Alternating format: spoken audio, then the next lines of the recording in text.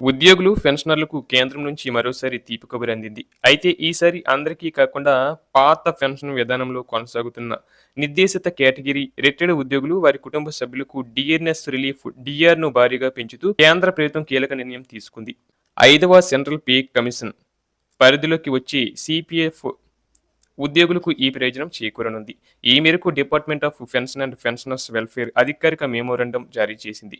ఇందులో డిఆర్ రేట్లను ఏకంగా 4.83% పెంచడం విశేషం. మరి అందుకు సంబంధించిన పూర్తి వివరాలను తెలుసుకుందాం. కేంద్ర ఆర్థిక మంత్రిత్వ శాఖ వ్యయ విభాగం ఆమోదంతో పెన్షన్ల శాఖ ఈ మేరకు ఉత్తర్వులను జారీ చేసింది. సవరించిన ఈ కొత్త డిఆర్‌ఎస్ రిలీఫ్ రేట్లు జూలై 1, 2025, జనవరి 1, 2026 నుంచి అమల్లోకి రానున్నాయి. ఈ పెరిగిన డిఆర్ ప్రయోజనం కేవలం పరిమిత కేటగిరీకి చెందిన పాత సిపిఎఫ్ లబ్ధిదారులకు మరియు వారి కుటుంబ సభ్యులకు మాత్రమే వర్తిస్తుంది. నవంబర్ 18, 1960 నుంచి డిసెంబర్ 31, 1985 మధ్య కాలంలో రిటైర్డ్ అయ్యి బేసిక్ ఎక్స్ గ్రేషియా చెల్లింపులు అందుకుంటున్న సిపిఎఫ్ లబ్ధిదారులు దీనికి అర్హులు. Group A, B, C, D ఉద్యోగులుగా ఉండి ప్రస్తుతం 3,000, 1,000, 750, 650 ఎక్స్ గ్రేషియా పొందుతున్న వారికి ఈ డిఆర్ రేట్లను సవరించారు.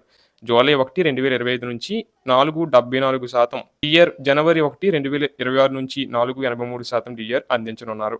అలాగే జనవరి 1, 1986 కంటే ముందు రిటైర్డ్ అయ్యి మరణించిన లేదా సర్వీసులో ఉండగానే మరణించిన సిపిఎఫ్ ఉద్యోగుల జీవిత భాగస్వాములు, అర్హులైన పిల్లలకు కూడా ఈ పెంపు వర్తిస్తుంది. నెలకి 645 ఎక్స్ గ్రేషియా పొందుతున్న ఈ ఫ్యామిలీ పెన్షనర్లకు డిఆర్ పెరగనుంది. జూలై 1, 2025 నుంచి 4.66%, జనవరి 1, 2026 నుంచి 4.75% మేర డిఆర్ అందించనున్నారు. ఇవే కాకుండా నవంబర్ 18, 1960 కంటే ముందు రిటైర్డ్ అయ్యి రూ. 654, 659, 703, 965 ఎక్స్ గ్రేషియా పొందుతున్న నిర్దిష్ట కేంద్ర ప్రభుత్వ మాజీ ఉద్యోగులకు సైతం ఈ సవరించిన రేట్లు వర్తిస్తాయి. అలాగే కొత్త రేట్ల ప్రకారం డిఆర్ మొత్తాన్ని లెక్కించేటప్పుడు పైసల్లో తేడాలు వస్తే వాటిని తదుపరి రూపాయికి సవరించాలని ప్రభుత్వం స్పష్టం చేసింది. ఈ మొత్తాన్ని ఖచ్చితంగా లెక్కించి లబ్ధిదారులకు అందించే బాధ్యతను జాతీయ బ్యాంకులు, పెన్షన్ పంపిణీ చేసే ఇతర అధికారులకు అప్పగించారు. భారతీయ ఆడిట్ అండ్ అకౌంట్స్ శాఖలో పనిచేసి రిటైర్డ్ అయ్యి ఉద్యోగుల విషయంలో భారత కంట్రోలర్ అండ్ ఎడిటర్ జనరల్ సంప్రదింపులతో ఈ ఉత్తర్వులను జారీ చేసినట్లు ప్రభుత్వం వెల్లడించింది.